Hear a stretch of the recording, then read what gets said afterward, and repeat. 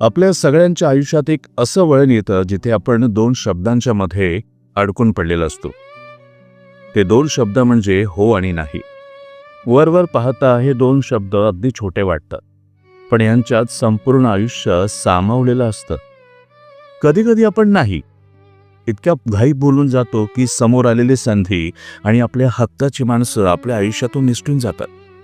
तर कधी हो म्हणायला आपण इतका उशीर करतो की आपलं आयुष्य खूप पुढे निघून गेलेलं असतं. नमस्कार, मी कमलाकर स्टोरी मित्र आणि आपलं स्वागत करते आपल्या या यूट्यूब चॅनेलवर. आज आपल्यासाठी घेऊन आलो एक नवीन कथा. ही गोष्ट आहे आदिती आणि वेदांची. आदिती अतिशय हळव्या मनांची, पण निर्णयांच्या बाबतीत नेहमी गोंधळलेली. वेदांत तिच्या आयुष्यात असा माणूस होता ज्याने तिला कधीच कशासाठीही भाग पाडले नाही. त्यांचं प्रेम ना शब्दांत नव्हतं, तर एकमेकांच्या सोबतीत होतं. एके दिवशी वेदांतने मोठ्या आशेने आदितीला विचारून टाकलं, आदिती, आपण एकत्र आयुष्य जगू शकतो का? पण आदितीच्या मनात त्या क्षणी भीती होती, समाजाची, भविष्याची आणि स्वतःच्या स्वातंत्र्याची. हो, स्वतःच्या स्वातंत्र्याची. भीतीपोटी थांबलेला होकार मनात कायमची खंत ठेवून जातो. आदितीने घाबरून कसलाही विचार न करता वेदांतला नाही म्हटलं. तिला वाटलं या नकाराने प्रश्न सुटतील, पण खरं तर प्रश्नांची मालिका तिथूनच पुढे सुरू झाली. वेदांत निघून गे. आदितीच्या आयुष्यात शांतता पसरली, पण ती शांतता सुखाची नव्हती. प्रत्येक निर्णयाच्या आधी तिचं मन अस्वस्थ होऊ लागलं. तिला जाणवू लागलं, अनेकदा आपण स्वतःशीच लढत असतो. एका बाजूला तिचा अहंकार होता जो म्हणायचा की मी बरोबर केलं, आणि दुसऱ्या बाजूला तिचा अंतरात्मा होता जो तिला टोचत होता. तिने त्या दिवशी फक्त वेदांतला नकार दिला नव्हता, तर स्वतःच्या आनंदालाही नकार दिला होता.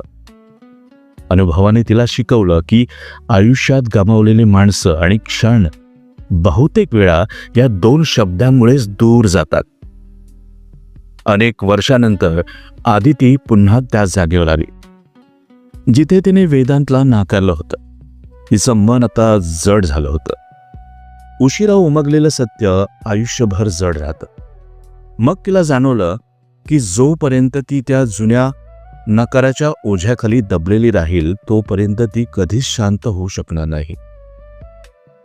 तिने डोळे मिटले आणि स्वतःला विचारलं, माझ्या आयुष्यातल्या या दरीला मी कसं भरून काढू? आणि तिला उत्तर मिळालं, क्षमा. स्वतःला माफ करणं हे सर्वात मोठं शांत होण्याचं कारण असतं.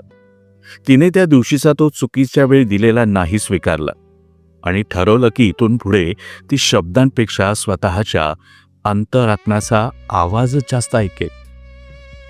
मित्रांनो, योग्य क्षणी घेतलेला निर्णय आयुष्य आपलं हलकं करतो. जर तुमच्या मनातही एखादी जुनी खंत असेल तर ती बाहेर काढा. स्वतःच्या भीती आणि अहंकाराला बाजूला ठेवा, कारण शब्द संपून जातात पण त्यांचे परिणाम मनावर खोलवर राहतात. हो आणि नाही बोलताना शब्दांपेक्षा तुमच्या अंतरात्म्याचा आवाज ऐकायला शिका, कारण तिथेच तुमच्या सुखाचा मार्ग दडलेला असतो.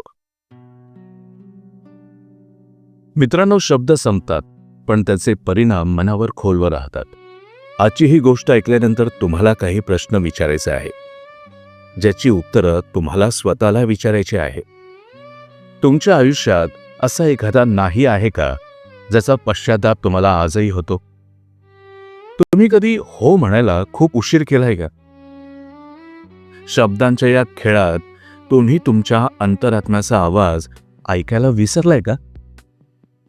तुमच्या मनातील ती खंत कमेंट बॉक्समध्ये नक्की शेअर करा.